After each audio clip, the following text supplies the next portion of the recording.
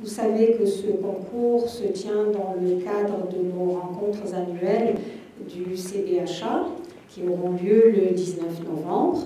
Mais avant, nous avons eu la grande chance d'avoir des 32 participants à ce concours de nouvelles. L'année dernière, il était un peu plus fermé puisqu'on avait demandé aux personnes qui souhaitaient concourir de ne pas dépasser un certain âge. Et cette année, nous avons décidé d'ouvrir à toutes les catégories, ce qui fait que nous avons eu 32 nouvelles. Le jury, alors vous constatez que le jury, ce ne sont pratiquement que des dames. Enfin, pratiquement, carrément, ce ne sont que des dames. Mais bon, elles ont eu un très très gros travail à faire parce que nos 32 nouvelles étaient intéressantes. Nous avons eu beaucoup de mal pour départager les 3 premiers, si bien que nous avons même pensé à créer ce que nous appelons les coups de cœur, parce qu'on ne pouvait pas les mettre dans les 3 premiers, mais leur texte nous avait beaucoup interpellés et plu. Donc nous avons 2 coups de cœur. Donc nous allons procéder. Alors j'ai entendu un coup de sonnette. Il se peut que ce soit l'un de nos personnes, de nos auteurs primés qui arrive. Oui. C'est un monsieur. Non, c'est un monsieur. Si c'est un monsieur. Bon. Donc nous avons décidé cette année de ne pas décerner qu'un seul prix, mais 3 prix. 3 prix parce que je vous dis, le travail a été très, très difficile pour départager au moins les 5 premiers. Malheureusement, qui dit concours dit prix. Et voilà, c'est monsieur... Ah ben le voilà. Voilà. Monsieur Sifralet, je vous en prie, asseyez-vous, je vous en prie. Donc, remise des prix, cette année, 3 prix, ce que j'étais en train de vous dire. Notre premier prix est celui attribué à Cécile Bonne-Maison pour sa nouvelle Perdue. Deuxième prix, monsieur Thierry Sifralès pour sa nouvelle La Petite Théière en cuivre. Et troisième prix, madame Frédérique Chartrier pour sa nouvelle La Cantine verte. Vous avez vu que nous avons pris la peine d'illustrer ces remises de prix et ces nouvelles en mettant sur la table les objets concernés, c'est-à-dire le plat en terre, la petite théière en cuivre et la cantine. Alors, vous dire que ces nouvelles concernaient bien sûr les objets déplacés bien sûr au cours de l'exil, puisque nous sommes dans la commémoration du 60e anniversaire de notre exode, et que nous-mêmes avons, et je vous inviterai tout à l'heure à aller visiter l'exposition, nous avons élargi notre exposition sur l'exode d'une exposition sur les objets de l'exode. Donc les nouvelles portaient sur ces objets qui ont été emportés et qui, tout au long de la vie des exilés, sont devenus des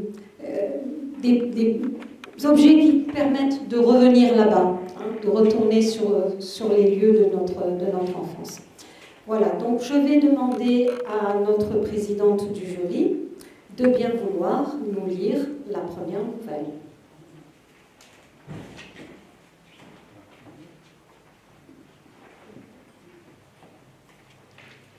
Bonjour à tous, bonjour à toutes.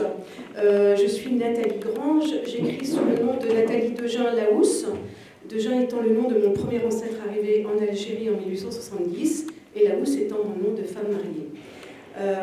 J'ai participé l'an dernier au concours du CDHA. C'était la première fois que j'écrivais une nouvelle.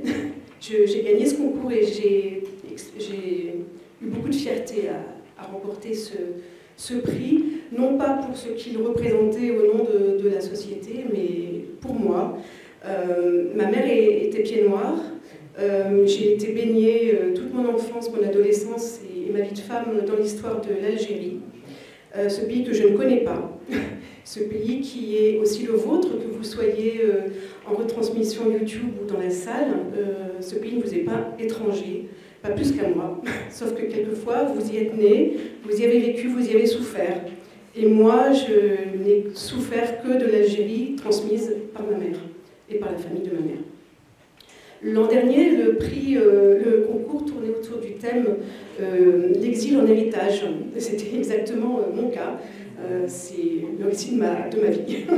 Donc cette année, j'aurais aimé participer au concours autour du thème des objets déplacés parce que j'aurais parlé d'une table en bois qui était dans la ferme de mon grand-père à Sadrata et que les Félagas, quand ils sont entrés dans la ferme, ont essayé de casser sans y parvenir. Et cette table est actuellement chez ma sœur à Bruxelles. Donc vous voyez, on transporte les objets, quelquefois du sud constantinois jusqu'à la capitale de l'Europe, et on sait d'où ils viennent et on en est fiers. Et je suis aujourd'hui très fière de représenter Cécile Bonnemaison, qui ne peut pas être des nôtres. Nous le regrettons toutes parce que nous avons toutes aimé sa nouvelle. Cécile était, qui plus est, étrangement la benjamine de ce concours, puisque elle est née en 1985 et elle s'exprime en tant que petite fille de pied noir. Je vais donc vous lire sa nouvelle intitulée Perdue. Perdue. Déplacée. Le plat n'était plus là. Pourtant, il aurait dû être là, elle en était sûre. Quelqu'un l'avait déplacé. On déplaçait tout sans lui demander dans cette maison. Elle était encore chez elle, pourtant, non? Le grand plat en terre cuite, tout en haut, il venait de là-bas. Elle voulait le plat en terre cuite. Je ne comprends pas ce qu'elle veut, elle me parle de cuisine, mais ça fait longtemps qu'elle ne cuisine plus votre grand-mère. Ça la met dans tous ses états, je sais bien qu'il faut l'écouter, mais là vraiment, je n'en peux plus, Madame Retour. Je pense que je vais vous laisser avec elle pour aujourd'hui. Où est le plat? Demanda Nicole d'une voix plus apaisée. L'auxiliaire de vie leva les yeux au ciel avant de les poser sur Mazie, la regardant avec insistance de ce fameux regard qui voulait dire immanquablement « Là, qu'est-ce que je vous avais dit ?» Cette dernière ne put s'empêcher de penser qu'après tout, c'était son travail, mais elle était touchée aussi par la détresse visible de sa grand-mère et n'avait pas envie d'argumenter. « De quel plat parles-tu, mémé ?» s'efforça-t-elle de demander d'une voix neutre en s'asseyant sur le lit auprès de Nicole. Nicole eut ce petit air affolé. Elle ne savait plus vraiment qui était la jeune femme qui venait si près. Quelqu'un qu'elle connaissait bien, elle le sentait, mais qui n'avait pas toujours été là. Il y avait quelque chose de familier dans sa façon de se tenir et de ranger ses cheveux bouclés derrière ses oreilles. Mais elle ne savait pas s'il fallait lui parler du plat. Elle mit ses mains sur ses oreilles, à elle, comme pour vérifier qu'elles étaient là. Sabrina avait déjà quitté la chambre. Mazie devait aller lui parler avant qu'elle ne parte. Elle ne pouvait accepter de payer un service pour finalement retrouver sa grand-mère dans un état d'angoisse à chaque fois qu'elle venait la voir. « Tu sais quoi, mémé ? Tu as sûrement faim. Ne t'en fais pas, je vais retrouver ce plat et on va dîner. Ne bouge pas, je reviens dans une minute. » L'anecdote aurait pu en rester là. Évidemment, Mazie n'avait pas une seconde cherché ce plat. D'ailleurs, Nicole ne vivait plus à temps plein chez elle et ne cuisinait jamais. Elle ne portait guère attention à ce qu'elle mangeait et les incohérences dans son discours avaient cessé de surprendre sa petite fille qui, tant bien que mal, acceptait cette dégénérescence. Elle tentait de vivre à côté de cette grand-mère qu'elle avait eu l'impression de connaître jusqu'à ce que sa mémoire s'en aille et dont elle était désormais la seule famille. Tous les jeudis et tous les dimanches, elle passait la voir chez elle et parfois les autres jours au centre d'accueil de jour. Elle n'aimait pas trop s'y attarder, c'était loin de chez elle, et puis croiser d'autres personnes âgées, ça lui minait le moral, curieusement. Pourtant, c'était plus rassurant de voir que sa grand-mère n'était pas la plus décatie et de la voir faire des activités avec d'autres personnes, mais elle préférait finalement lui rendre visite chez elle. Dans le petit appartement qui donnait sur l'église russe, elle avait eu à la fois l'impression d'être en terrain conquis, et de voyager au milieu de tous les objets rapportés d'Algérie, car elle ignorait tout de ce pays dans lequel elle n'était jamais allée. Et justement, parmi ces objets, il y avait forcément le plat. Nicole n'avait pas renoncé à le retrouver. Incapable de chercher par elle-même, elle avait réclamé l'ustensile encore et encore. À Mazie, à Sabrina, l'auxiliaire de vie, à la femme de ménage, aux équipes du centre d'accueil. Parfois, c'était juste un petit murmure, et ses interlocuteurs n'y prêtaient pas attention. Souvent, c'était des questions à répétition, des litanies plaintives. Régulièrement, c'était des cris et des corps arqués, refusant de se soumettre à la toilette du matin ou au coucher du soir. Mazie avait fini par chercher l'objet. Elle avait présenté le contenu de la cuisine à sa grand-mère, mais aucune des assiettes, aucun récipient, aucun bol ne semblait correspondre. Il ne s'agissait pas d'un bibelot non plus. « Mais on mange dedans !» s'était écriée Nicole d'un ton outré quand on lui aurait présenté un vase vert. Elle était entrée dans une telle fureur que Mazie avait jugé plus prudent de cacher le vase pour éviter qu'elle ne le brise. L'obsession de Nicole pour ce plat tournait au drame. « Ah, peut-être que je devrais lui demander de le dessiner et lui en acheter un comme elle souhaite, fit Mazie en raccompagnant le médecin à la porte de l'appartement de sa grand-mère. Je ne pense pas, Madame Retour. Il me semble peu probable que votre grand-mère arrive à dessiner cet objet ou même qu'elle veuille se soumettre à cet exercice. Elle parle d'un souvenir lointain. Il va falloir faire avec, espérer que ça passe. Mais si vraiment il s'agissait d'un souvenir lointain, d'un souvenir d'Algérie, ça ne passerait pas. Mazie le savait. Ce soir-là, elle décida de rester un peu plus longtemps, au moins jusqu'à ce que l'auxiliaire de vie vienne pour le coucher. Elle avait l'espoir qu'une présence familière calmerait Nicole. Certes, elle ne se souvenait que rarement du prénom de sa petite fille, oubliait la plupart du temps qui elle était vraiment, mais c'était malgré tout un de ses repères, et peut-être que cela suffirait à calmer le jeu. Nicole était assise sur son fauteuil préféré, les yeux dans le vide.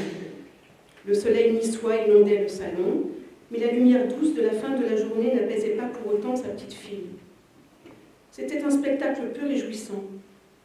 Pourtant, leur passé ensemble lui redonna espoir. Mazie avait lu juste en face de Nicole, sur le canapé, et aucune crise n'avait eu lieu. Le souffle régulier de sa grand-mère avait quelque chose de musical, en harmonie avec les légères brises qui faisaient trembler le bougainvillier sur les 3 balcons.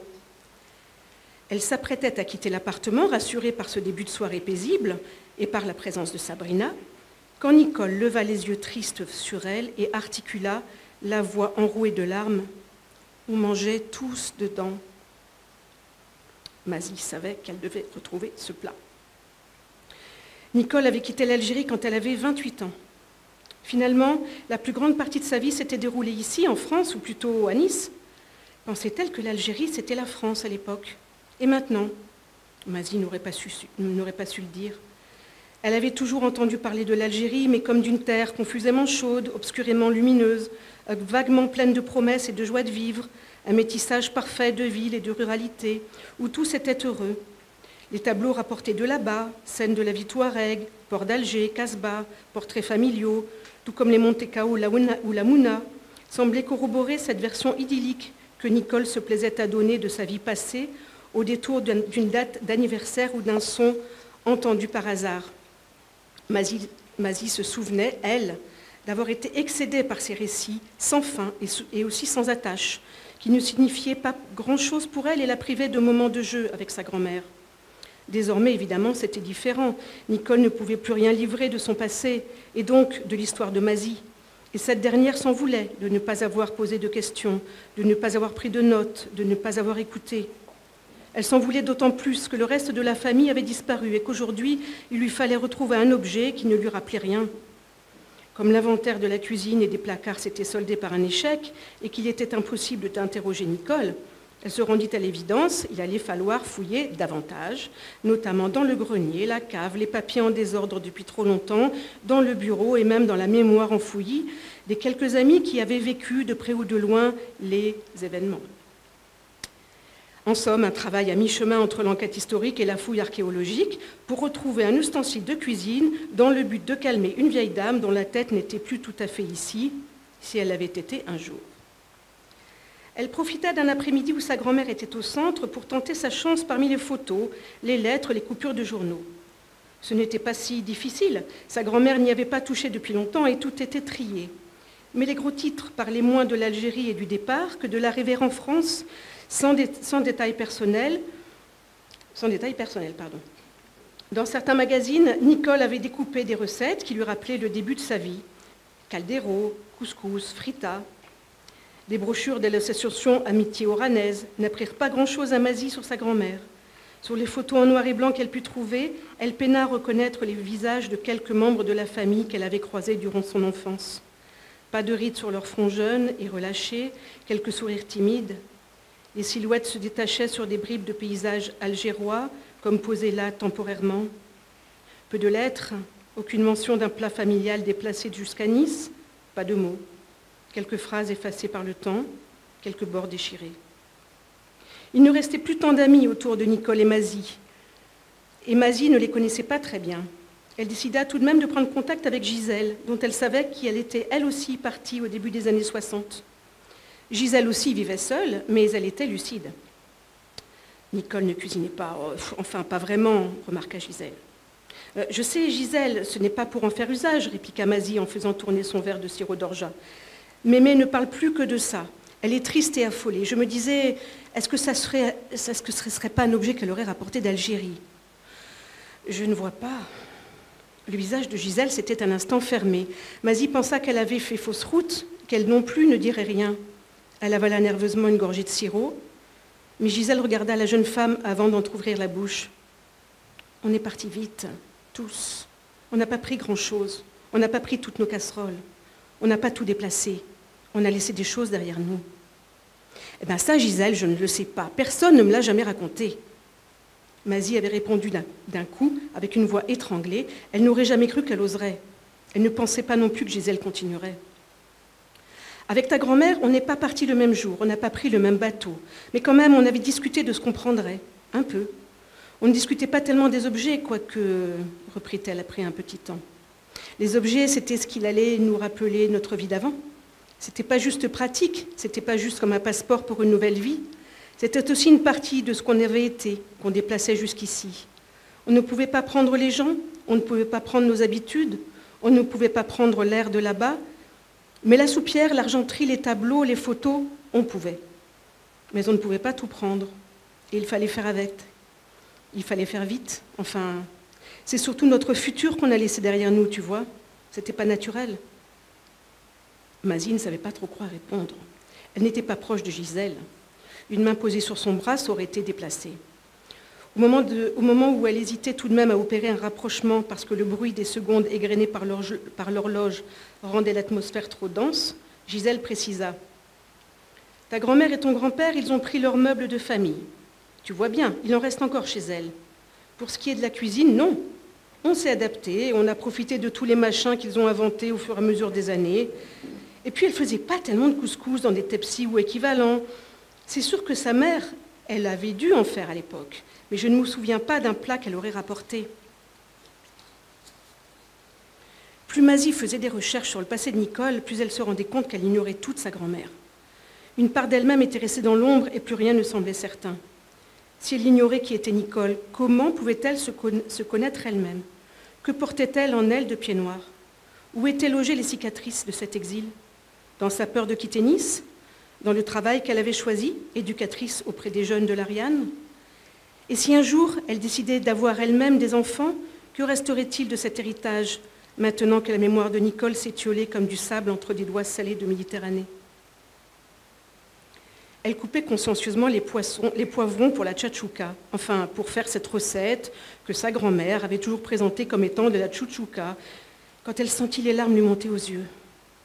C'était les poivrons, ça faisait pleurer. Ah non, c'était les oignons, n'est-ce pas? Mais ce n'était pas de la même famille, les poivrons et les oignons. Est-ce que d'ailleurs il n'y en avait pas dans cette recette? Elle ne se souvenait plus très bien. Et puis dans quel plat elle allait servir tout ça? Et si Nicole en profitait pour se lancer dans une recherche douloureuse d'un souvenir perdu qui viendrait par à coup à ses lèvres et forcerait ses yeux gris à chercher dans le vide? Mazie s'essuya le nez de l'avant-bras avant de souffler un bon coup. Elle dirait à sa grand-mère que le plat avait été brisé. Non, c'est trop douloureux. Donner, une trahison. Laisser là-bas, pire. Bon, elle improviserait. Il fallait que ça cesse. Sabrina avait installé Nicole dans la salle à manger, en face du petit salon, et donc du fauteuil. Il n'y aurait que 2 pas à faire pour rejoindre l'endroit et faire la sieste après le déjeuner, et ce ne serait pas trop difficile pour Masie d'aider sa grand-mère à se déplacer. Les odeurs de poivron et d'huile d'olive parvenaient jusqu'au buffet imposant qui trônait derrière Nicole. Elle semblait calme, le regard un peu rêveur, posé sur les murs du salon. Masie commença à servir sa préparation dans les assiettes. « Il est tout là-haut », dit Nicole de sa voix un peu aiguë de vieille dame. Masie jeta un coup d'œil distrait sur sa grand-mère, puis à ce qu'elle regardait. Le tableau, le grand, celui qui représentait une scène du désert. « Qu'est-ce qui est tout là-haut, mémé ?» commença-t-elle. Elle arrêta son geste, fit quelques pas en direction du salon, observa la peinture. Au premier plan, la terre jaunâtre, parsemée de broussailles sèches. À l'arrière-plan, le bleu du ciel, un bleu pâle et lumineux, infini. Des chevaux blancs, une tente. Plus près, à droite, un homme sur une monture brune, semblant dominer les femmes assises devant la tente, affairées. Et au pied de l'une d'elles, voilée de blanc, kéchabia rouge, courbée, un plat en terre cuite. Il avait toujours été là.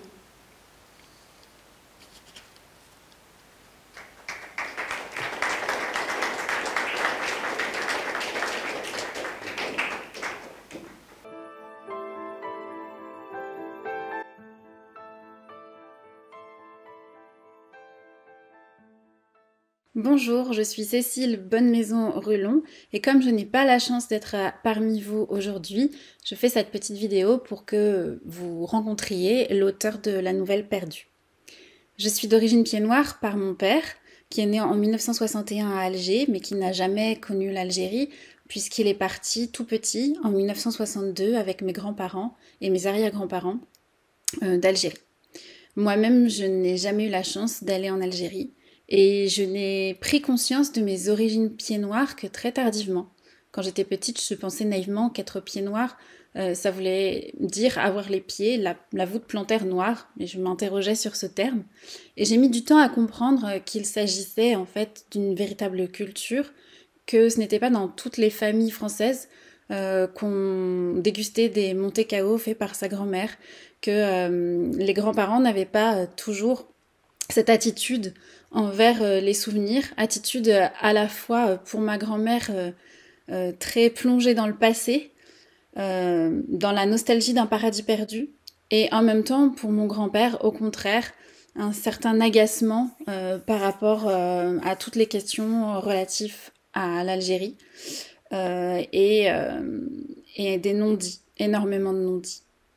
C'est pour eux, pour mon père qui n'a pas connu cette terre, pour ma grand-mère qui perd petit à petit la mémoire et qui est restée un petit peu pour toujours là-bas. Et pour mon grand-père aussi, qui a dû tout reconstruire, que j'ai envie aujourd'hui d'écrire ce que moi je ne connais pas et que je connais en même temps intimement, puisque cela fait partie de moi. Donc Perdue est un hommage à ma grand-mère et à tous les Français d'Algérie qui ont vécu ces événements et surtout cet exil et cette reconstruction.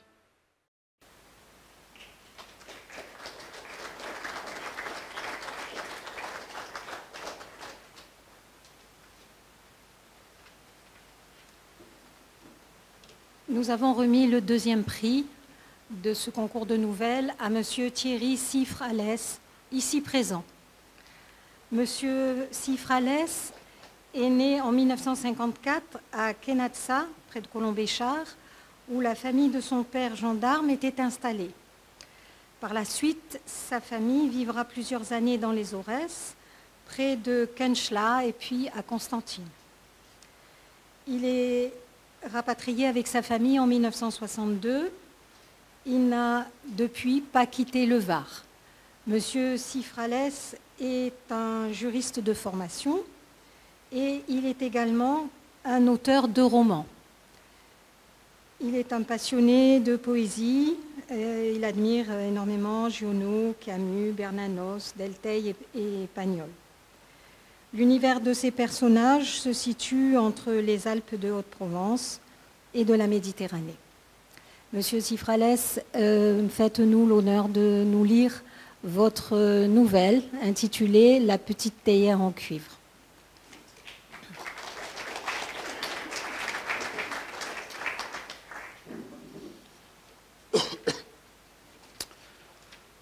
Merci pour cette introduction. La petite nouvelle donc, qui s'appelle « La petite théière de cuivre », c'est une histoire aux 2/3 vraie, je dirais, qui a été un peu magnifiée sur la fin ou romancée un peu sur la fin, mais c'est une histoire authentique, c'est un souvenir d'enfance et je vous invite un peu à travers de cette histoire à voyager sur des souvenirs d'enfance, des impressions plutôt d'enfance que j'ai eues, bien loin, vous verrez, des préoccupations des grandes personnes.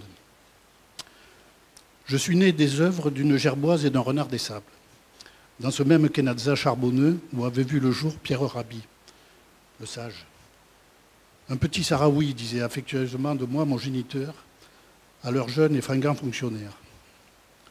Dans la quinzaine qui suivit ma naissance, mais ne voyait là aucun lien de cause à effet, survint ce qu'on nomma la Toussaint tragique. 5 ans après ces 2 moments, inégalement fondateurs, au hasard des affectations de mon père, nous avons laissé la région frontalière du Maroc pour celle de la Tunisie. Quand je ferme les yeux, c'est là que je me revois immédiatement. Je distingue un plateau aride, à perte de vue, semé de pierrailles et de montagnes d'un bleu métallique. Cet ergue, c'est la cour infinie de mon école primaire. C'est l'heure de la récréation et je cueille des minuscules fleurs rouges Garance pour ma mère. Elle ne les appelait que gouttes de sang, je n'en ai jamais su le vrai nom. J'avais 5 ans, 6 ans peut-être. L'âge où les fleurs sont encore anonymes. Mais je vous l'avoue, ce qui importait le plus pour moi à cette époque, c'était la petite théière de cuivre. Nous étions au beau milieu des Aurès, dans un gros village aux toitures en damier de tuiles et de terrasses, immaculé, écrasé de chaleur. Un bourg tout étiré en son milieu coupé comme une pastèque d'été par la route rectiligne qui relie Batna à Kenchela.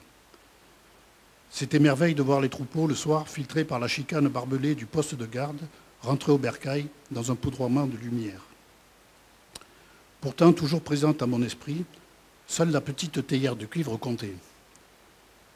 Un minaret festonné, dressé tel un gnomon tendu vers l'azur, faisait face à l'église massive que semblaient veiller les chèches et les gandouras qui arpentaient l'artère principale. Par le fenestron de l'alcôve de l'appartement élevé où nous habitions, pleine de l'odeur d'opulent régime de dattes et de galettes sablées qu'on y entreposait, on entendait monter une rumeur vivante, un peu amortie, d'hommes et de bêtes bêlantes. Et par-dessus tout ça, nous parvenait la fraîcheur chantante des ségias, serpentant dans l'enchevêtrement des gourbilles qui avaient cru et multiplié en contrebas de notre petit immeuble. Les saisons succédaient aux saisons, faites d'alternance de froid piquant, de nuées de neige, puis de brûlures solaires dans une éternité aérienne que fêlaient parfois des bruits de guerre. Les cigognes, une fois l'an, venaient nicher sur les toits de l'immeuble. Et nous, quotidiennement, nous allions à l'école en traversant au pas le bourg, à la manière d'une petite troupe militaire, encadrée par 2 harkis grands comme des gratte-ciel, beaux comme des kouros grecs, qui nous escortaient le fusil à l'épaule. Dans le hangar qui servait de salle de classe, prenaient place une 50aine d'élèves, autochtones et métropolitains de 5 à 13 ans, qui tous suivaient avec plus ou moins de bonheur les mêmes enseignements. Il régnait là une atmosphère de civilisation studieuse. La cour, elle, au bout de plusieurs kilomètres, brûlait invariablement sur l'horizon bleu métallique. Et pour le reste, on avait le barrage et ses miroitements d'eau à quelques encablures, avec ses berges où venaient s'enliser les voitures. Un peu plus loin, les ruines solennelles de Timgad, spectre minéral de la grandeur d'antan, où l'orgueilleux romain avait, du moins l'avait-il cru, asservi le berbère et le berger chaoui. Il y avait aussi les repas chez Septi, le jardinier, ou assis en tailleur dans le patio sur des nattes tressées par des pommes rouges de henné, l'on partageait la graine. Je pensais surtout avec obstination à la petite théière de cuivre, parce que j'avais entre 5 et 6 ans, l'âge où les êtres et les événements s'indiffèrent encore.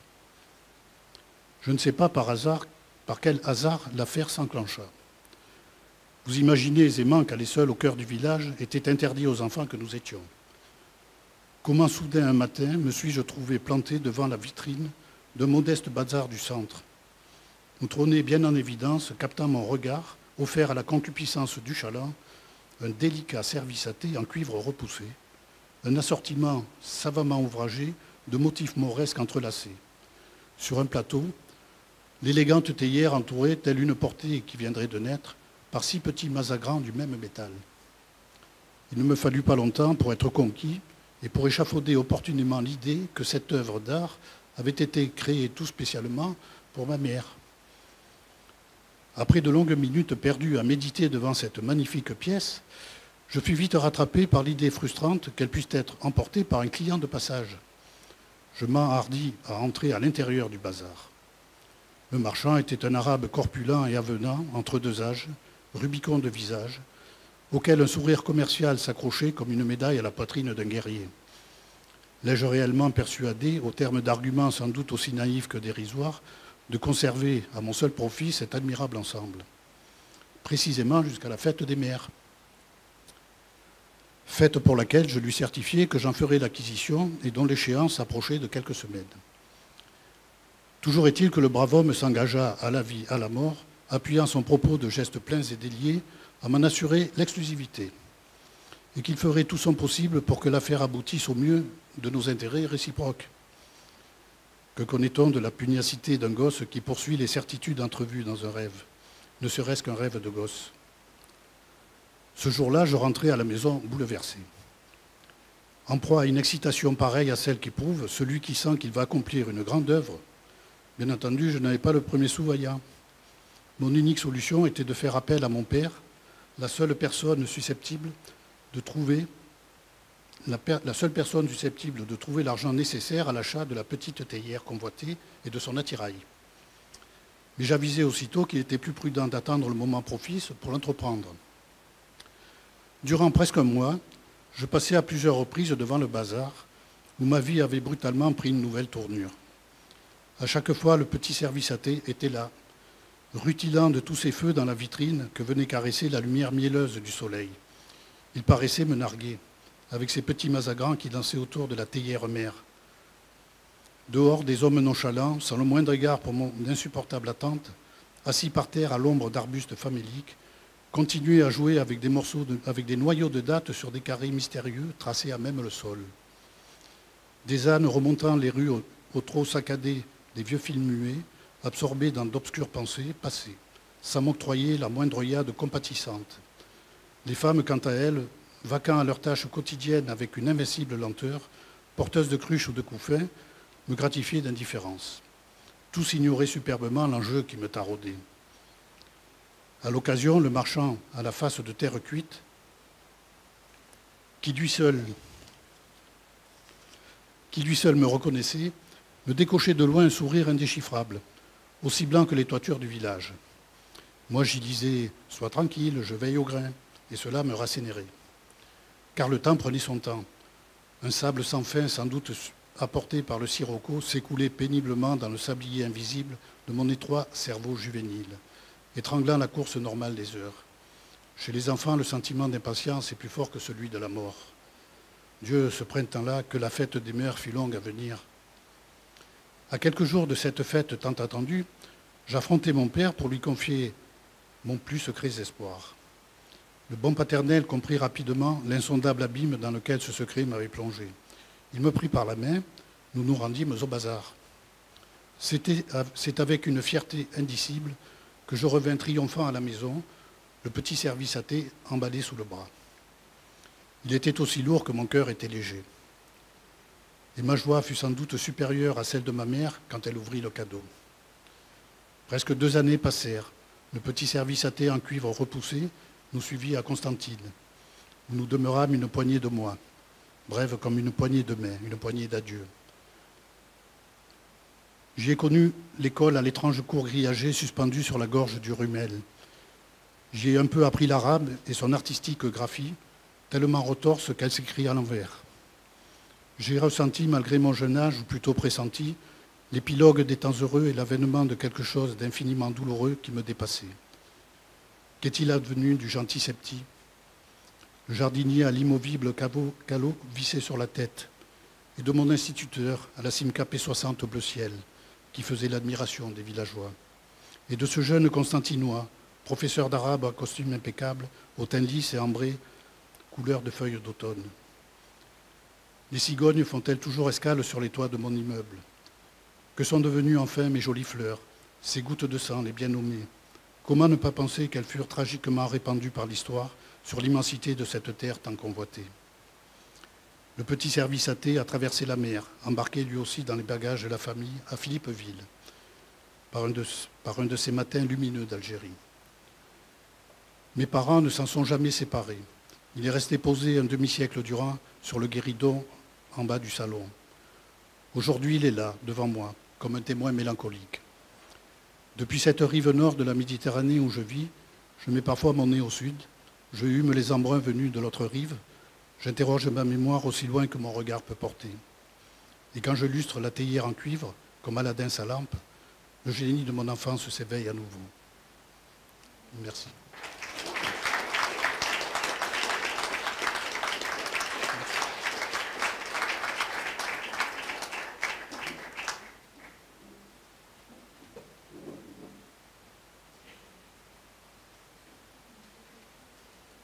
Merci beaucoup, Monsieur Sifrales.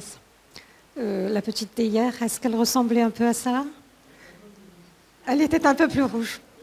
Voilà. Bon, c'est bien.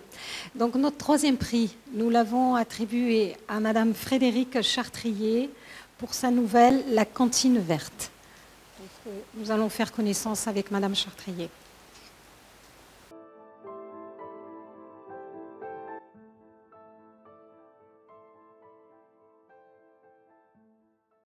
Bonjour à tous. Ceux d'entre vous qui ont lu toutes les nouvelles du concours, et j'imagine combien elles étaient fortes en émotion, m'ont fait l'honneur d'apprécier la cantine verte, cette cantine qui s'est déplacée de Oran à la Normandie, d'où je vous parle aujourd'hui. Je m'appelle Frédérique Chartrier. Je suis juriste de formation, j'ai été diplômée de l'école du Louvre, j'ai travaillé dans une banque, j'ai enseigné, je guide des groupes à travers le Paris médiéval. Et si je suis là aujourd'hui devant vous, c'est bien parce que je suis née à Oran en décembre 1960. Mes arrière-grands-parents étaient arrivés de différentes provinces de France vers 1870-1880. Mes parents avaient envie de tenter leur chance à Paris. J'ai quitté Oran lorsque j'avais 3 mois. Oran, ça n'a jamais rien voulu dire pour moi, sinon un mot qu'il fallait inscrire dans les cases lieu de naissance des documents administratifs. Et je vous avoue que cela m'a toujours pesé. D'abord parce que ça ne rentrait jamais très bien dans les cases, et puis parce qu'il est plus facile d'être né à Trifouilly-les-Oies qu'à Oran. C'est comme ça. Oran ne voulait rien dire pour moi, mais Oran ne me laissait jamais tranquille. Pourtant, avec le temps, un faisceau d'aiguillons m'ont poussé à essayer de répondre à cette question, pourquoi je n'avais pas envie d'y penser. D'abord parce que mes parents sont morts, et puis peut-être parce que je suis quelqu'un qui ne trouve jamais sa place, ni lieu ni branche, comme si je portais en moi un exil permanent. Et enfin, et c'est l'essentiel, et c'est naturel, c'est légitime, mes enfants demandent des informations sur cette histoire d'une partie de leur famille revenue d'Algérie. Et qu'est-ce que j'ai à leur donner en réponse? Quelques anecdotes arrachées à mes parents qui ne voulaient pas parler, des photos obtenues d'une tante lointaine, des documents, des papiers récupérés chez mon père après sa mort, quelques recettes de cuisine et ma vieille cantine verte. Voilà tout ce que j'ai à leur donner, et certainement pas une réflexion sur la colonisation de l'Algérie, sur la vie là-bas, sur les événements, puis la guerre et le retour en France. C'est pour ça qu'il est très bien qu'une structure comme le CDHA existe. Il est très bien que depuis, si j'ai bien lu, 1974, les souvenirs soient soigneusement collectés, conservés en vue de leur transmission aux nouvelles générations. Ce qu'on fait, ce qu'ont vécu, ce qu'ont subi nos parents, nos grands-parents, nous le portons, nous et nos enfants. Placé. La cantine verte, par Frédéric Chartier. Voix de Paul Monnier, les mots enfouis, Aura Littérature. La cantine verte. Il y a une petite annexe à la maison dans laquelle je vis. On y range, plutôt mal, les outils, des bottes de toute taille et un bon nombre de pots de peinture entamés que l'on jettera, mais pas tout de suite. Au fond, près d'une fenêtre, il y a une vieille cantine, métallique, verte. Je crois que c'est le plus grand modèle possible de cantine. Sa couleur d'origine devait être brique, comme l'est resté l'intérieur. L'extérieur a été repeint il y a longtemps, d'un verre-bouteille qui s'est un peu écaillé, mais les fortes rainures du modèle l'ont assez bien préservé des bosses. Une longue tringle vient se glisser dans 2 fermoirs. Au bout, un cadenas peut bloquer l'ouverture. La tringle métallique n'a jamais été perdue, elle est toujours à l'intérieur. Dans cette malle, je place les gros sacs de graines dont je nourris les oiseaux l'hiver. C'est une bonne protection contre les souris. Chaque fois que je l'ouvre, je pense à mon père, et cela est bien. Mais simultanément, j'éprouve une gêne. D'abord, je me dis que ce n'est peut-être pas très respectueux de conserver dedans la nourriture des animaux, parce que cette cantine a été importante à un moment de la vie de mon père. Mais après tout, il l'avait lui-même laissée dans sa cave, vide et poussiéreuse. Et puis il aimait les animaux. Ensuite, parce que les écritures sur le couvercle sont intrigantes. Sur le couvercle, en haut, côté gauche, à l'emplacement des expéditeurs, il y a une adresse écrite manuellement à la peinture blanche. À droite, en bas, apparaît pareillement une autre adresse, qui a été caviardée, d'un vert plus clair que celui de la malle, mais reste néanmoins lisible. Étrangement, la peinture vert clair recouvre aussi la dernière ligne de l'adresse des expéditeurs en haut à gauche. Juste la dernière ligne, celle de la ville. Mais par transparence, on peut déchiffrer. Oran. C'est le fait qu'on ait occulté ce mot qui me met mal à l'aise. 1 an après la mort de mon père, quand ma sœur et moi avons dû trier puis nous répartir ses affaires, j'ai emporté avec moi cette cantine. Mon père est né à Oran en 1933.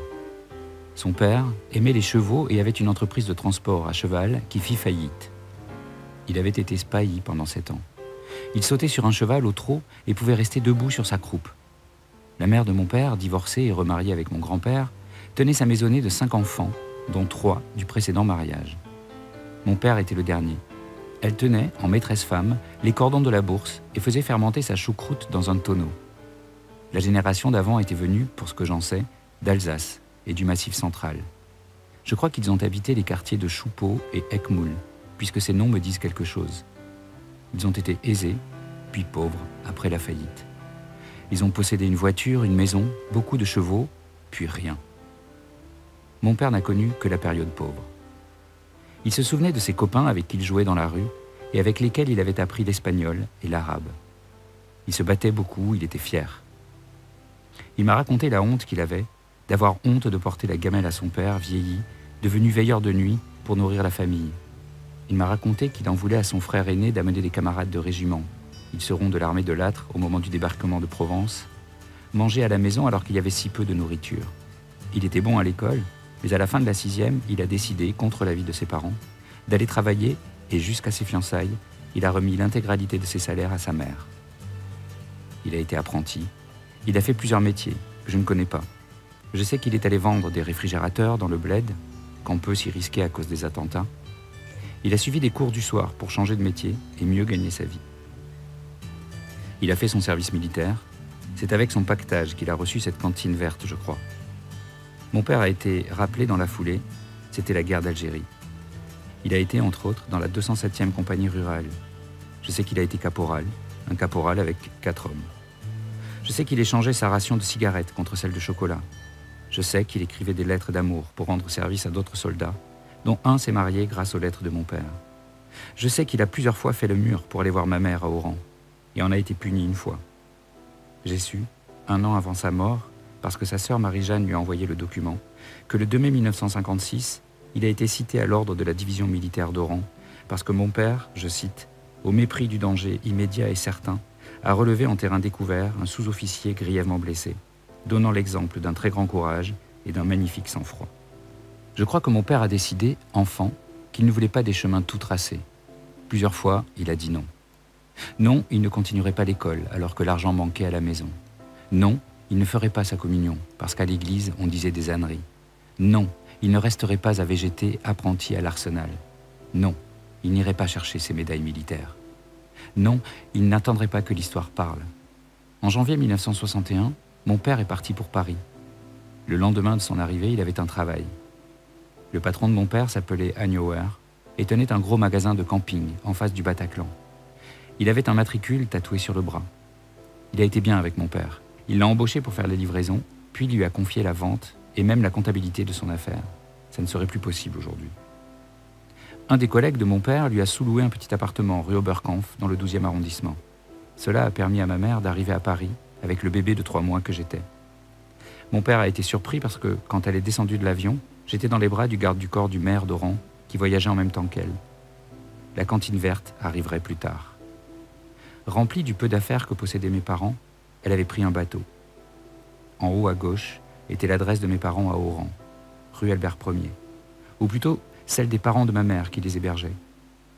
En bas, à droite, l'adresse du vieux collègue de mon père qui lui sous-louait l'appartement. Mon père adorait Paris.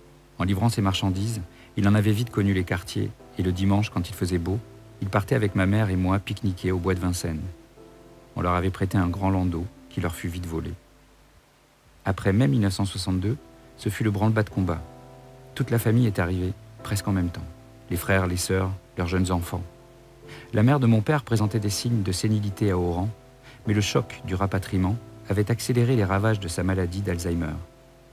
Elle est restée hébétée et est morte peu de temps après.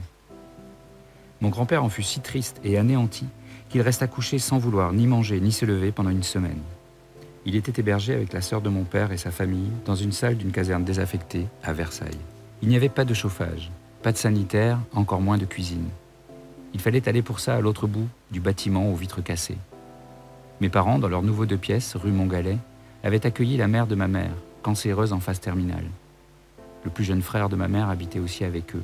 Il passait son bac cette année-là et le réussissait. La cantine verte était là. C'était un élément de mobilier majeur. On y rangeait toute la vaisselle et le réchaud camping-gaz. Recouverte d'une nappe, elle servait de table basse pour les repas. Mon père travaillait dans un magasin de camping et il vivait en campant. Dans les embouteillages de la place de la Bastille, ma tante maternelle abandonnait en pleurs sa voiture immatriculée à Oran parce qu'elle ne supportait plus qu'on tape violemment dessus en vociférant « Sale pied noir !» mot qu'elle ne connaissait d'ailleurs pas. Ma tante paternelle s'entendait dire, alors qu'elle cherchait un logement à Versailles, où son mari avait trouvé un travail, qu'il n'y avait rien ici pour les colons et qu'elle n'avait qu'à retourner d'où elle venait. En juillet 1963, mon père a accepté une proposition professionnelle. On lui confiait la gérance d'un magasin de sport dans une petite ville de l'Est de la France. Il fallait quitter Paris qu'il aimait tant. Ils ont campé sous une tente dans le camping municipal pendant 4 mois de septembre à janvier, en attendant l'appartement qu'ils devaient occuper. Il faisait très froid cet hiver-là. Il neigeait sur la tente. J'avais 2 ans.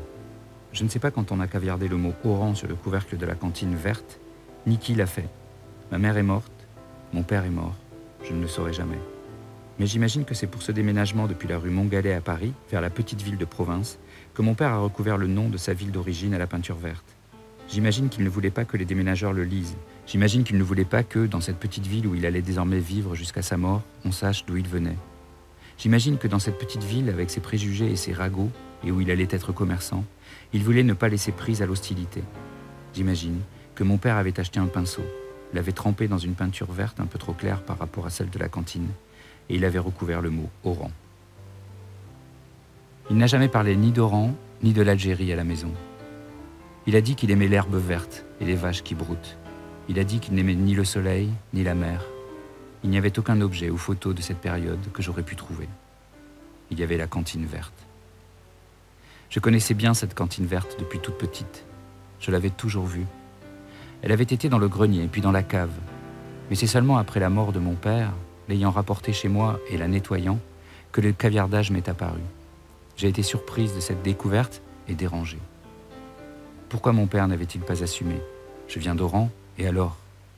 Lui qui était si honnête et fier, lui qui s'était tant battu enfant et même jeune homme pour un mot trop haut ou un mauvais regard. Lui, le jeune homme courageux, allé sous le tir des Félagas chercher le compagnon blessé. Le courage n'est pas la bonne arme contre les préjugés, la petitesse, l'ignorance. Parce qu'il fallait en finir avec ce malaise que je ressentais devant cette adresse caviardée, j'ai acheté un stylo blanc, épais, qui sert à écrire sur des cartes noires, pour repasser en blanc le nom d'Oran. J'ai décapuchonné mon stylo au-dessus du couvercle de la cantine verte. J'ai pris mon temps. Il fallait la même épaisseur, la même graphie. Il fallait que ce soit bien fait. Je ne l'ai pas fait. Je n'ai pas réécrit le mot Oran avec de la peinture blanche. Ma cantine verte restera comme ça.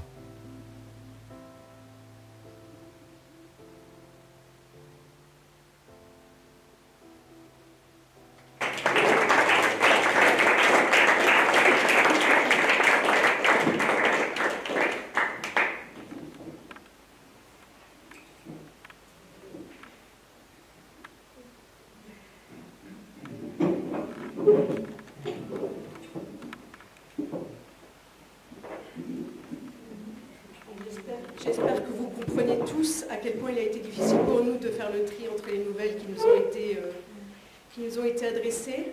Je voulais remercier toutes les personnes qui ont participé au jury à mes côtés. Certaines ne sont pas là, mais aujourd'hui présente Cécile, Noël, Mardine et Jacqueline m'ont aidé à faire à accorder les prix que vous venez d'entendre. Vraiment grand merci à vous toutes d'avoir, comme moi, traversé des moments de forte émotion, aussi forte que celle que nous venons de ressentir. Et puis maintenant, puisqu'on a la chance d'avoir Thierry avec nous, je voulais lui donner son prix. Et je voudrais que vous le félicitiez encore une fois pour ce qui nous a permis de vivre à travers l'histoire qu'il nous a racontée. Merci Thierry.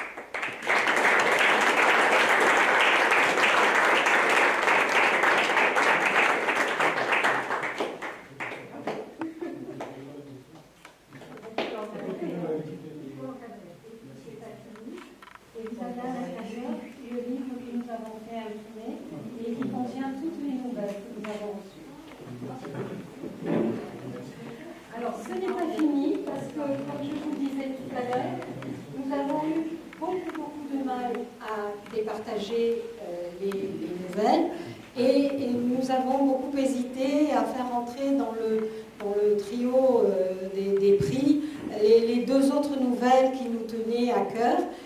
Et puis bon, il a fallu se résoudre. Les trois premiers, c'était les trois premiers. Donc nous avons quand même voulu attribuer à deux nouvelles qui nous ont énormément touchés un coup de cœur. Donc nous allons vous en lire des extraits en espérant que cela vous incitera à lire la nouvelle dans son entier.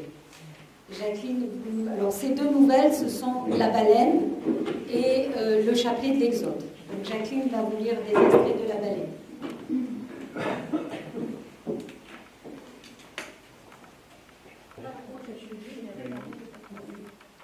Donc ça s'appelle La baleine et l'auteur, qui n'est pas là. Mamie, dis, pourquoi le poisson qui est sur la cheminée, vous l'appelez la baleine? La baleine, oui c'est vrai ma chérie. Ce gros poisson n'est pas une baleine. Ma mère regarda au dehors, la neige tombait, comme cet après-midi d'argent sur Oran. Il y avait de cela presque 100 ans. De gros flocons, faits rarissimes, s'étaient mis à couvrir le port et la ville. Un pâle soleil d'hiver jetait sa lumière blanche. Jean, mon grand-père, tout le monde alors l'appelait Juan, venait de jeter son vélo à terre. Haletant, il déboula dans l'atelier de taxidermie de son père, à 2 pas du musée d'histoire naturelle. « Papa, papa, il faut que tu viennes, il faut que tu vois ça, c'est incroyable !»« Quoi, mon fils ?» Depuis qu'il avait été gazé en Italie du Nord dans son régiment de zouaves, face aux Autrichiens, l'abuelo, comme on le désignait, avait la parole rare, le souffle court. La taxidermie était d'ailleurs devenue une activité peu recommandable. Les émanations de chlore et les vernis utilisés pour naturaliser les animaux qu'on lui confiait achevaient de bousiller ses poumons. Il voulait arrêter. Mais quelle reconversion imaginée pour un quasi-infirme. « Papa, insista Jean, viens, il faut aller sur la plage des Andalouses, c'est extraordinaire. Une baleine, papa, une baleine s'est échouée sur la plage. » L'abuelo enfourcha son vélo et suivit, non sans difficulté, mon grand-père. La curiosité était plus forte que sa souffrance. Une baleine, il n'en avait vu qu'une de très loin, dans le golfe de Gênes en 1915, avant d'être débarqué avec sa troupe pour aller au massacre. Mon fils a dû confondre avec un gros dauphin ou une orque, se dit-il en chemin. Il a dû exagérer, comme souvent. Arrivé à la courbe de Santa Cruz, bénéficiant entre 2 bouquets de lauriers roses que la neige avait rabattus, d'une vue plongeante sur la mer et la plage, il découvrit au loin une foule autour d'une énorme masse sombre. Elle était bien là. Jean ne lui avait pas raconté d'histoire. Une jolie petite baleine de près de 12 mètres de long. « Regardez, Cabrera, ça ferait une sacrée pièce au musée, hein ?» lui lança à son arrivée Beaumont, le conservateur du musée d'histoire naturelle déjà sur place. Ce dernier s'était hissé sur le dos de l'animal échoué. Un photographe de l'Écho d'Oran immortalisait l'instant. « Ne bougez pas, monsieur le conservateur, pendant la prise de vue. »« Elle n'est pas magnifique, cette baleine, hein, Cabrera ?» insista Beaumont. « Oui, magnifique, » répondit laconique l'abuelo, le cœur battant à tout rompre. La foule des curieux grandissait, les plus hardis allant jusqu'à explorer les fanons de la bête. Certains posaient, le visage collé tout à côté d'un des yeux immenses du cétacé où la mort récente se devinait. Dommage que le musée soit trop petit, on va devoir laisser cette baleine pourrir là ou au mieux la brûler sur place. D'ailleurs, je crois que c'est ce que nous allons faire, une fois que nous aurons pris les dimensions de l'animal pour envoyer un rapport à la direction du musée d'histoire naturelle à Paris, déclara Beaumont à un journaliste. En l'écoutant et en observant l'intérêt suscité par cette créature immense et mystérieuse, une idée vint à l'abuelo. Mieux, un horizon. « Attendez, monsieur le conservateur, je crois que je peux faire quelque chose. On ne va pas la brûler. Ne la laissez pas pourrir, » fit-il, bien décidé à infléchir le cours de l'histoire et ne plus avoir à la subir. « Je vais la naturaliser. » « Mais Cabrera, vous êtes fou, vous êtes un excellent taxidermiste, mais on ne pourra de toute façon jamais présenter une bête d'une telle taille au musée, ou même l'installer dans nos réserves. » Se fâcha presque le conservateur, quelque peu agacé que l'on vienne contrarier son propos devant la foule et la presse. « Je n'ai jamais dit que je le ferais pour le musée, monsieur Beaumont.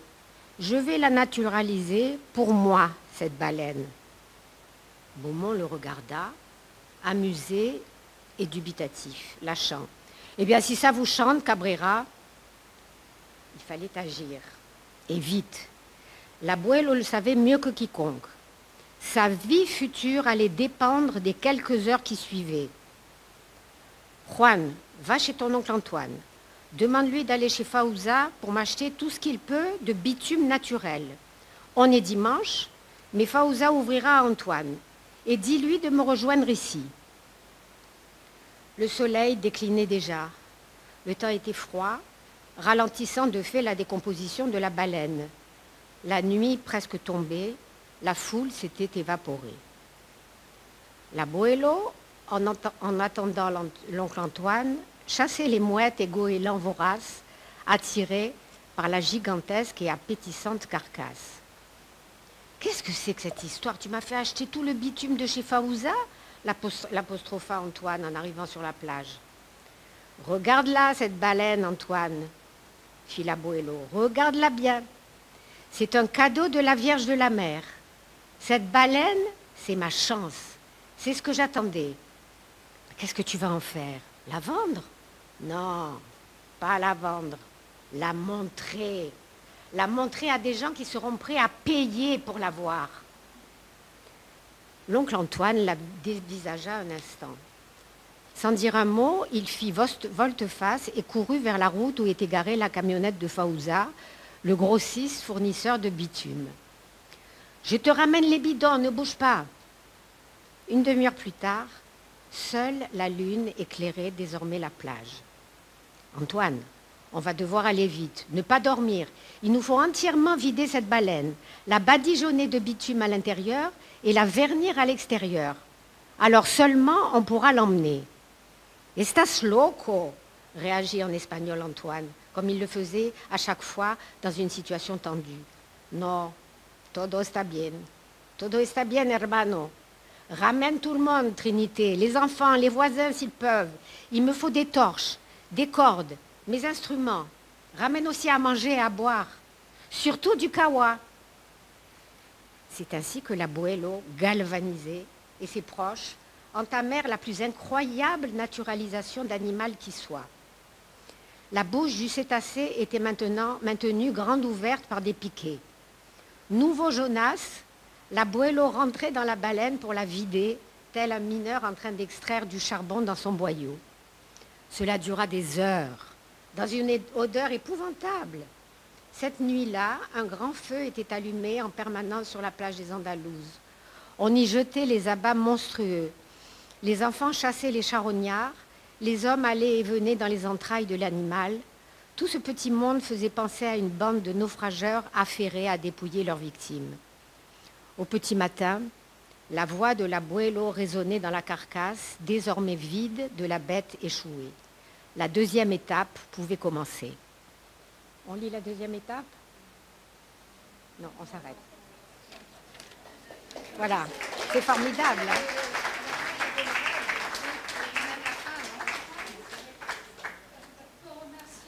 Oui, tout à fait.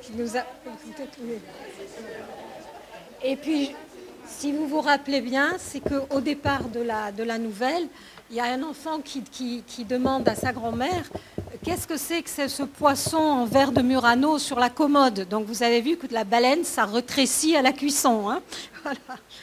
Donc cette nouvelle de la baleine, elle était de Christian Canivez. Voilà. Et il y en avait également une autre de nouvelle, alors elle qui est d'Emmanuel Caisson et qui s'appelle Le Chapelet de l'Exode. Alors là, je vais vraiment vous en lire vraiment que quelques extraits.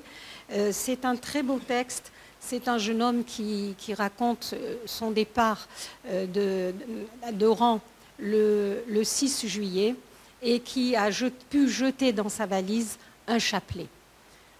Donc il décrit en fait le départ et l'arrivée sur Marseille. Ainsi, tout était fini. La porte fatiguée du véhicule s'ouvrit lentement en terminant sa course par un bruit sec, tel un clap de fin sonnant une délivrance. Fanion au vent et valise à la main, les garçons assistaient aux adieux de deux mondes inconciliables, désormais incapables de vivre ensemble. Triste année à marquer d'une pierre noire, puisque tout un peuple fuyait son pays et le vidait de ses forces. Le souffle retenu, une muraille humaine de corps accablés regardait son paradis perdu. Cette foule, aux yeux embués et rougis par tant de pleurs versés, contemplait les dernières images, enregistrait les ultimes sons et enfermait le tout dans sa petite chambre noire. Désespérément accrochés à cette terre, les regards impuissants voyaient l'ombre des palmiers s'estomper, la ville s'effacer, puis se confondre avec l'horizon, avant de disparaître à jamais. Là, il parle de Marseille. La ville approchait, blottie dans son écrin, coincée entre un ciel très clair et des flots bien foncés. La foule demeurait silencieuse, la gorge nouée, l'âme en peine et les yeux pleins de larmes. Tous se rassemblaient, se serraient pour mieux s'entraider, accrochés à toutes leurs valises cartonnées dans lesquelles ils avaient enfermé leurs derniers biens et quelques souvenirs. Dans les yeux de ce petit peuple, venu de rivages si amers, se lisaient 1000 blessures secrètes qu'il fallait à tout prix refermer, engloutir dans les tumultueux sillons de la Méditerranée. Dans un ultime sursaut, de leurs voix étranglées s'éleva l'hymne que leurs aïeuls avaient naguère chanté. Ainsi, interrompant le silence pesant, un murmure s'échappa des entrailles du bateau, se transforma en chuchotement, puis en cri de douleur et d'agonie, qui s'amplifiait et résonnait à l'approche des quais. C'était le baroud d'honneur, le chant de tout un peuple qui croyait encore à son identité perdue. C'est nous, les Africains, qui revenons de loin. Ce chant brûlant et nostalgique qui s'élevait du navire devenait un hymne, un appel désespéré dont l'écho emplissait tout le port. Il y eut beaucoup de larmes versées le jour de ce triste retour, marqué d'une pierre noire à bord de ce bateau en fuite, peuplé de gens désorientés qui avaient tout perdu et auxquels on avait promis en prime la valise ou le cercueil.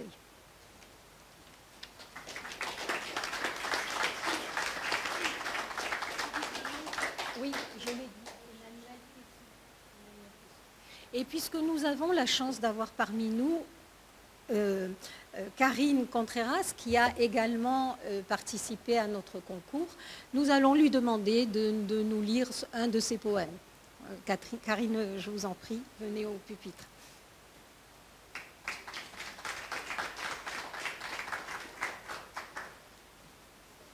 Bonjour, c'est avec beaucoup d'émotion que je me retrouve devant vous. Donc je n'écris pas de nouvelles, j'écris des... Merci. J'écris des textes très courts, sous forme de poésie. Petite, je ne parlais pas. Aujourd'hui, peut-être qu'on aura envoyé mes parents consulter, comme on dit. Ça ne se faisait pas à l'époque. En grandissant, tout a changé et je me suis mise à écrire. Et j'ai la chance d'avoir rencontré un groupe de personnes qui me permettent justement de beaucoup parler et de dire mes textes à l'oral par le biais du slam. C'est la forme que j'ai choisie. Donc j'ai voulu participer à ce concours parce que vous allez comprendre. J'avais écrit un petit texte qui m'a été inspiré, je pense quand même, par le titre que j'ai vu passer de ce concours. Et comme je ne savais pas quoi en faire, parce que je n'avais pas envie de le slammer, je l'ai envoyé. Et du coup, je pense que merci beaucoup de m'avoir invité. Hein, j'ai rencontré des gens fabuleux. Donc c'est mon papa qui est pied noir. Il est né à Tiaret, à côté d'Oran. Et je ne sais rien de cette histoire-là. On n'en parle pas. Donc c'est pour ça que petite, je ne parlais pas. Je pense que par pudeur et par aussi de façon intuitive, je savais qu'il valait mieux pas en parler, pas poser de questions. J'ai entendu tout à l'heure que les enfants posaient parfois des questions sur leur histoire. Pas du tout. Après, j'ai hérité, et je ne sais pas pourquoi, de 2 objets. Donc je les ai utilisés pour les mettre en image, ce texte. Donc c'est un kit d'infirmière et puis un outil d'électricien. Je ne saurais certainement jamais s'il y a eu une infirmière ou un électricien dans ma famille. Mon père est rentré, il avait 16 ans, avec sa sœur, qui avait déjà beaucoup d'enfants, nés en Algérie. D'autres sont nés ici à Aix-en-Provence. On a grandi à côté au Paradou. Et tous ensemble, on partageait la même chambre. Et moi, j'étais la seule petite cousine de cette grande tribu. Et je me mettais sous la table, je me cachais derrière les meubles pour écouter les grands raconter leurs histoires, mais je ne comprenais pas tout. Voilà. Du coup, ce texte, je l'ai appelé « À mes objets oubliés ».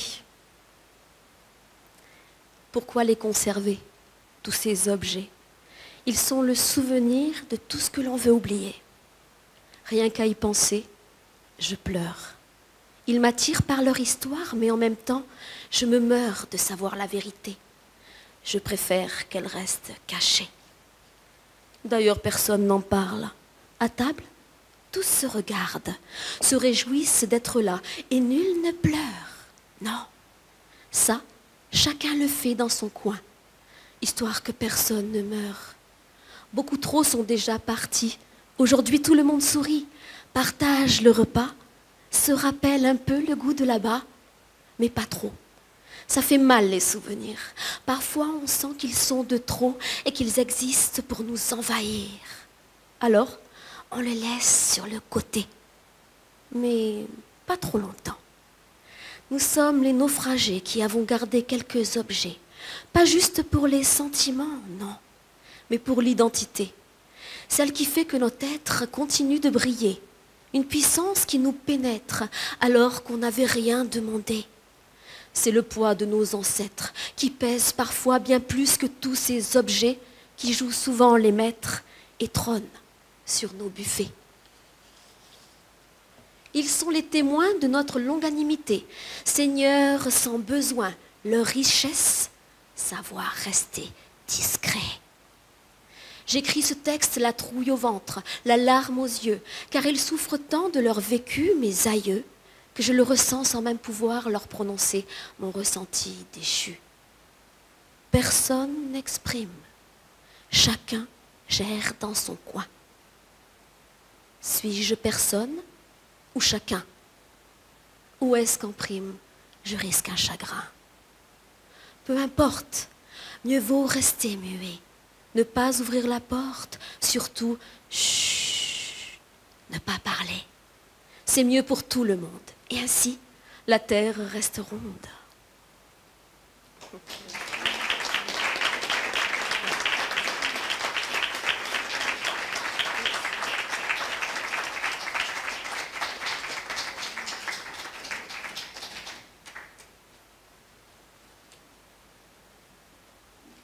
Alors, vous retrouverez l'ensemble des nouvelles dans le petit livre que nous avons fait éditer et qui est à la vente si vous le souhaitez. Maintenant, nous avons terminé notre mise des prix et nous allons nous retrouver dans le patio pour un petit goûter. Et si quelqu'un a des questions à poser avant que nous avancions vers les douceurs, n'hésitez pas, nous sommes là pour y répondre.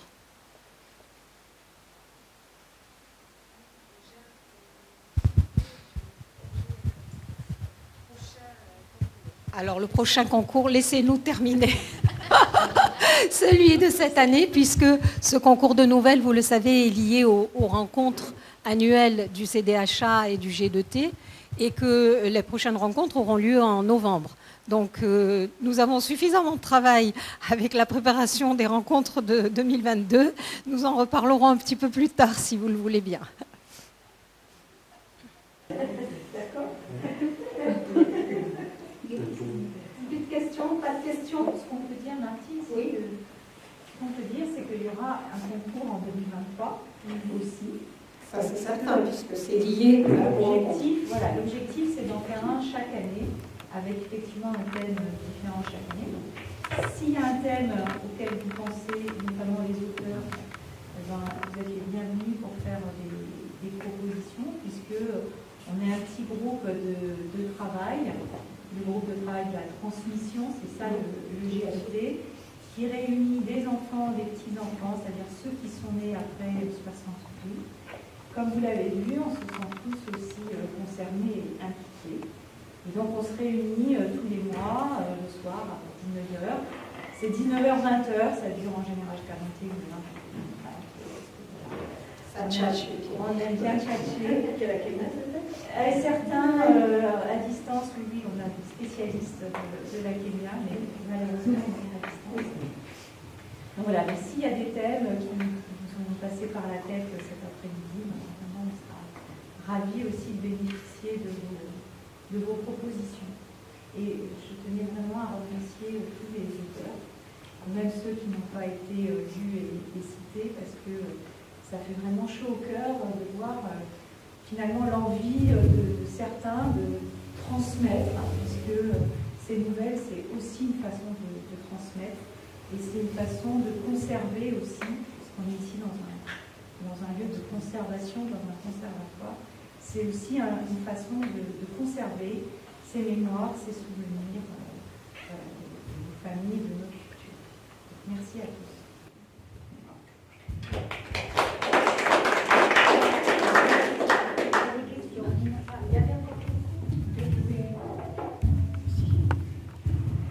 Bon, je pense que vous vous réunissez à Aix-en-Provence et pour... Non? On se réunit à distance, en fait. Ah d'accord, voilà, c'est la question que je voulais vous poser. À Toulouse, à Lyon, à Paris, à Montpellier, ici à La Rochelle, il y a une personne aux Pays-Bas. Et comment peut-on savoir quand vous vous réunissez pour que, s'il y a des candidats qui veulent vous rejoindre, puissent le faire? Eh bien, vous nous donnez vos coordonnées, on vous donne le calendrier. D'accord, très bien. Merci. Oui.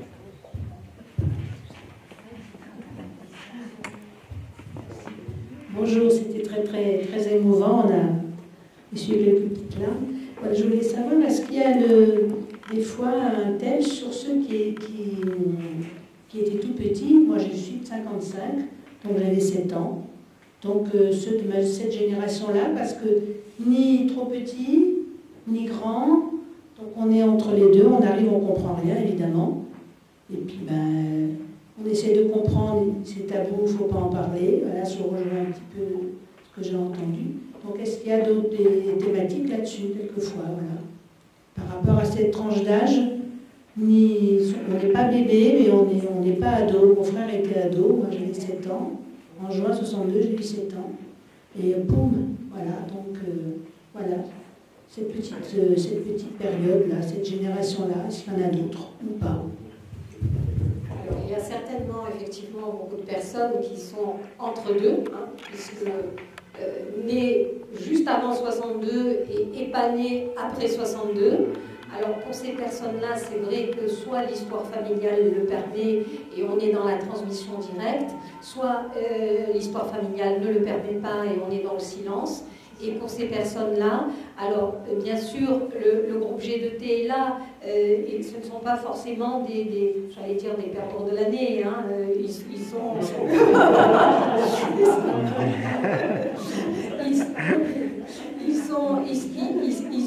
c'est la génération qui est née juste après la nôtre, c'est-à-dire celle on appelle ça des jeunes septuagénaires. Donc c'est une génération que vous pourriez rejoindre par le biais du groupe G2T. Voilà. Moi je reste sur l'émotion du slam, de la dernière poésie. Et je me demande si à côté du concours de nouvelles, on ne pourrait pas ouvrir à la poésie, qui est porteuse d'une force d'émotion et qui rend peut-être plus la complexité des situations par son pouvoir d'évocation et qui n'explicite pas trop, mais dit beaucoup de choses. C'est une piste à suivre. Pourquoi pas? On a ouvert à la poésie. C'est vrai qu'on pourrait faire nouvelles et poésie. Oui, on pourrait élargir. On pourrait l'appeler concours de nouvelles et poésie, justement pour que ceux qui écrivent en poésie se sentent aussi concernés.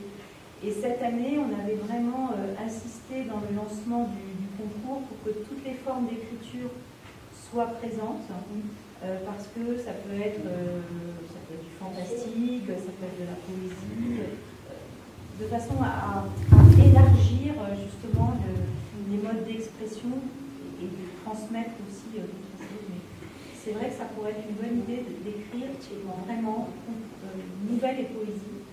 Et puis si on se rend compte qu'on a beaucoup de poètes, on pourrait faire vraiment un prix spécial pour les poétesses.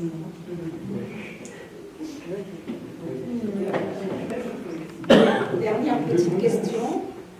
Enfin, dernière ou avant-dernière, hein. Non, plus de questions. Alors, tous au buffet.